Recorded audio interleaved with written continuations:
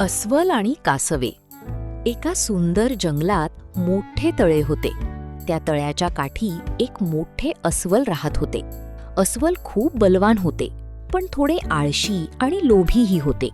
त्याला नेहमी चविष्ट खाण्याची चिंता असे. एके दिवशी अस्वल तळ्याच्या काठी फिरत होते. तेवढ्यात त्याला 2 कासवे हळूहळू चालताना दिसली. कासवे गोलमटोल आणि निरागस दिसत होती. अस्वलाच्या तोंडाला पाणी सुटले. अस्वल म्हणाले, "अरे वा, आज तर मला माझ्या आवडीचे चवदार जेवण मिळणार. थांबा मित्रांनो, पळून जाऊ नका." हे ऐकताच कासवांनी एकमेकांकडे पाहिले. त्यांनी वेळ वाया न घालवता आपले हात पाय कवचात ओढले आणि गडगडत उतारावरून तळ्याकडे धाव घेतली.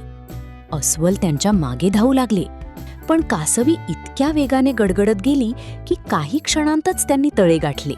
दोन्ही कासवे पटकन पाण्यात शिरली. अस्वल तळ्याच्या काठावर बसून फक्त पाहत राहिले. त्याच्या हातातून शिकार निसटली होती.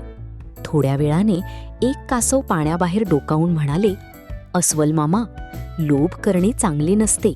शहाणपण आणि शांतपणा यामुळेच आम्ही वाचलो." अस्वलाला आपली चूक समजली. ते ओशाळून म्हणाले, "मित्रांनो, मला माफ करा. मी फक्त माझ्या पोटाचा विचार केला." कासवे हसली आणि म्हणाली, "चूक मान्य करणारा माणूस नेहमी मोठा असतो." त्या दिवसापासून अस्वल आणि कासवे चांगले मित्र झाले.